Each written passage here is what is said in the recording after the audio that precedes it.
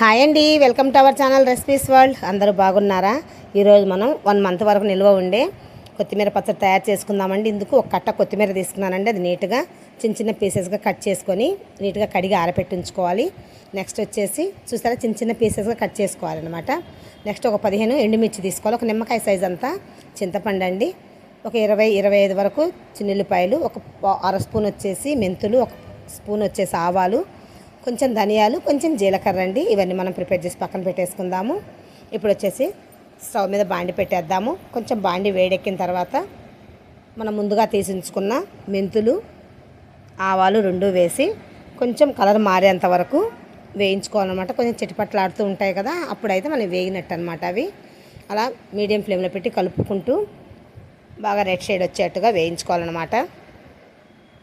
ఇది వేయడం వల్ల టేస్ట్ వస్తుందన్నమాట పచ్చడికి. బాగా ఆవకాయ పచ్చడి లాంటిది కదండి, అందువల్ల ఈ వేయడం కంపల్సరీ అనమాట. మామూలు డైలీగా చేసుకునే పచ్చళ్ళు అయితే అవసరం ఉండదు.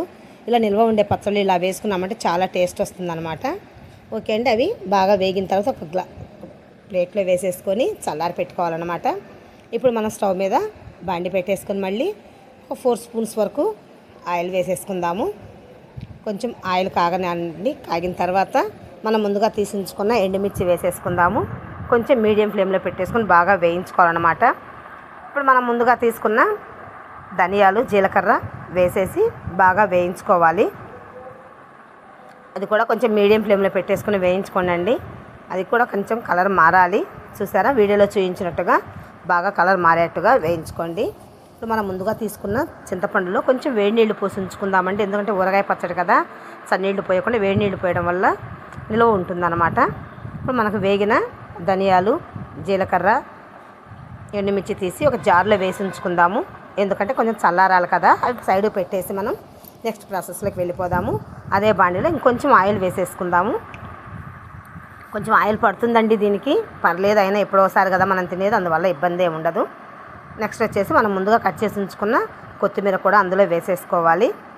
చాలా టేస్ట్గా ఉంటుందండి. ఒక్కసారి మీరు కూడా ట్రై చేసి చూడండి. ఓకే, కొత్తిమీర మొత్తం వేసేసి ఇది కూడా మీడియం ఫ్లేమ్లో మధ్య మధ్యలో కలుపుతూ వేయించుకోవాలి. ఇప్పుడు కొంచెం ఆకు మెత్తబడడం కోసం ఒక స్పూన్ వచ్చేసి మనం ముందుగా సాల్ట్ వేసేసుకుందాము. సాల్ట్ వేయడం వల్ల ఏంటంటే తొందరగా వేగిపోతుంది అన్నమాట. కొత్తిమీర కూడా మనం పైన మూత అలా ఏం పెట్టం కాబట్టి అలాగే వేగుతూ ఉండాలి కాబట్టి కొంచెం వేసామంటే వెంటనే మెత్తపడిపోతుంది, ఉడికిపోతుంది అన్నమాట. మనం వాటర్ అలా కూడా ఏం వేయట్లేదు కండి, అంతా నూనెలోనే వేగిపోవాలి అది. అందువల్ల కొంచెం యాడ్ చేసుకోండి కంపల్సరీగా సాల్ట్ని. ఓకే, చూసారా, కొంచెం కాడలు ఇప్పుడిప్పుడే మెత్తపడిపోతున్నాయి అన్నమాట. ఆకైతే మెత్తపడిపోయింది, కొంచెం కాడలు కొంచెం వేగాలని చెప్పేసి ఇంకొంచెంసేపు వేయించుతున్నాను. అది బాగా వేగాక మనం సైడ్ పెట్టేసుకున్నాం అనుకోండి, మనం బాగా చల్లారిపోతుంది అనమాట. ఓకే, చూసారా, బాగా దగ్గర పడిపోతుంది. కాడలు కూడా కొంచెం బాగా వేగిపోయాయండి. ఇప్పుడు వాటిని సైడ్ పెట్టేసుకుందాము.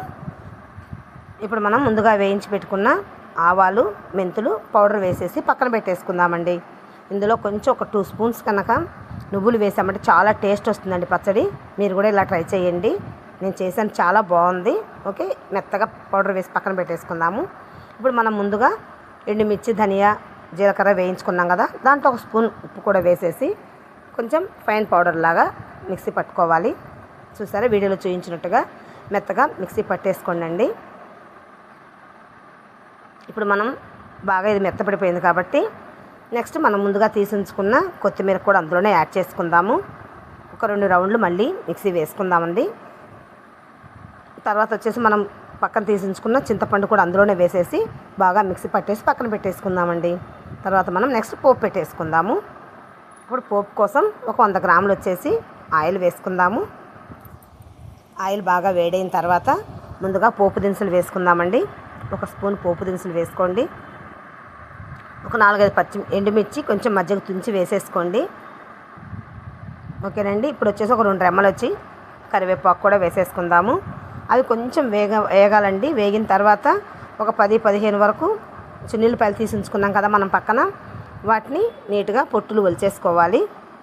పొట్టు మొత్తం ఒలిచేసుకొని అవి కూడా వేసేసుకొని కొంచెం వేగనివ్వాలండి.